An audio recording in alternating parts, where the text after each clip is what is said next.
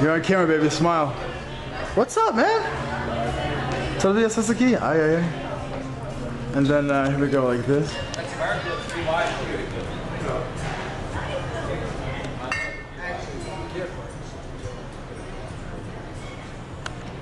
One, here with Morgan Caff, wine director at restaurant Cuvee in Napa, California. Sure. You are one of the first restaurants to use the wine in the keg program. I worked here about 3 or 4 years ago and saw this for the first time. What's been your impression of it, and did you have previous experience with it? You know, I had no previous experience with wine on tap. I'd seen it in 1 or 2 restaurants in San Francisco, in trips up there from Los Angeles, where I'm from. But once here and taking over this place and this program, I was fully immersed in it and quickly decided to take it to the next level by going directly to wineries and sourcing the wine and doing blends and really making it a completely local product. And it's been flying out the tap. Talk about your experience with wine, whether it was just working in restaurants, how'd you get into it, and how did it become a passion? I've been a restaurant general manager, wine director, restaurant owner, wine consultant, for wineless in restaurants, opened hotels. So I've been in the business for 25 years, and this was just the next evolution. If you're going to be running a restaurant anywhere, you might as well be running one in Napa, and it's a fantastic place to be. And as a wine director, because of the relationships I have with small producers, I can go directly to the wineries, barrel taste wines, sample wines. They'll put aside wine for me, and I go up and I just keg it sometimes myself, sometimes they deliver.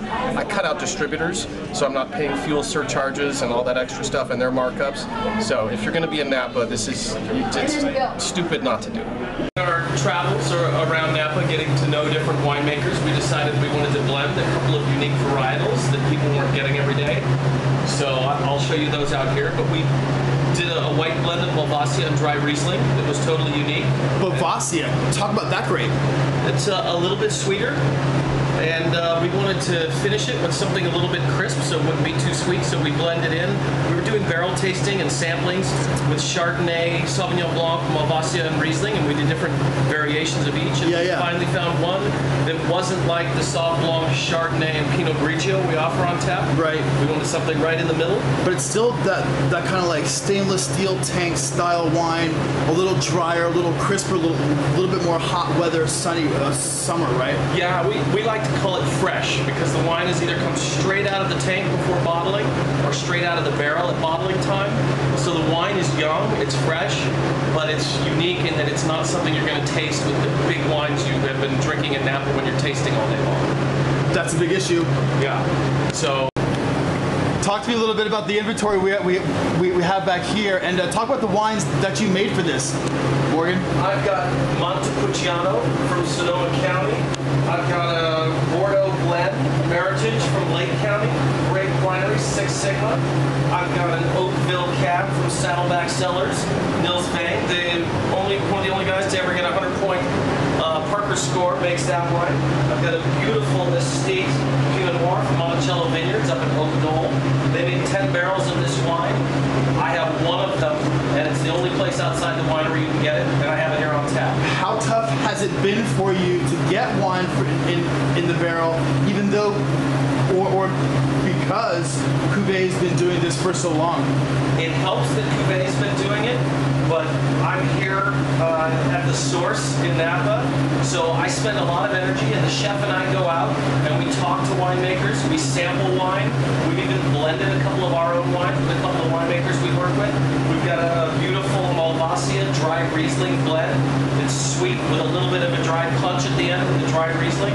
Since we have Chardonnay, Pinot Grigio, Sauvignon Blanc on tap, we wanted to make something that was a little bit different for our guests, and that works perfectly with some of the foods we offer. Perfect. Talk about some of the disadvantages and the advantages that your Wine by the Keg program gives you when you're shopping around with winemakers tasting wines. Well, we are clearly all at an advantage here because we're at the source. If you have to go through a distributor and there's a distributor markup, if you're in San Francisco or Los Angeles or New York, these babies are heavy. They're expensive to ship, so they put on a fuel surcharge, a delivery surcharge. I'm fortunate in that I've got an SUV, and I go back back and forth to the wineries, and I've got my back of my car filled up with sloshing kegs. Sometimes I'm even up there, I'm siphoning it right out of barrels that we selected samples Not from. while you're driving, though. Not while you're driving. Not You know, while I'm well, driving. yeah. So we've really taken this program and taken it to heart, and we're really going to the source to get it. So here we have our 8 red wines on tap that come out of the temperature-controlled wine room. 4 white wines on tap. They're in the 5.19 gallon Sankey kegs. We actually have a beautiful Chardonnay called Blondie. It was made by this fellow right here, Bob Williamson, sitting at my bar as we speak. Is that Blondie, Bob? If you don't mind, Morgan, let me just ask you from a winemaker's perspective, what does this new wine in the keg venue offer you? Why would you be cautious? Why are some people sort of holding back the reins? And what are the big advantages of doing this for a winemaker? Exposure, advantages. You know, I think it's a great concept to have the by tap. The wine doesn't get bad. A lot of the places where they pour my wine by the glass, it's by the bottle. Bottles can go bad after a while. So I think this is a much better venue for showcasing your wine. It's one reason I wanted to work with Morgan here. What were the other questions? Probably, well, I didn't, but if I were to think of one, it would be, you know, that on tap it seems to lessen it, but I think people need to get over that because I think it is an actually better way to serve wines. You know, I wouldn't want to serve my wine. I don't like to serve my wines where I think they might go bad. So this is Bob's Blondie Chardonnay. Bob Williamson, the winemaker of Ideology Cellars, who's here at our bar. That's his Blondie Chard. You should try that. A little bit of air comes out in the line, but it quickly dissipates. It doesn't affect the wine. It hasn't had any contact with air until this moment. And I also, the chef, executive chef and I, we went to Barossa Vineyards, and with Vic Barossa we made a Cabernet Franc Merlot blend. We call it a left blank blend because it's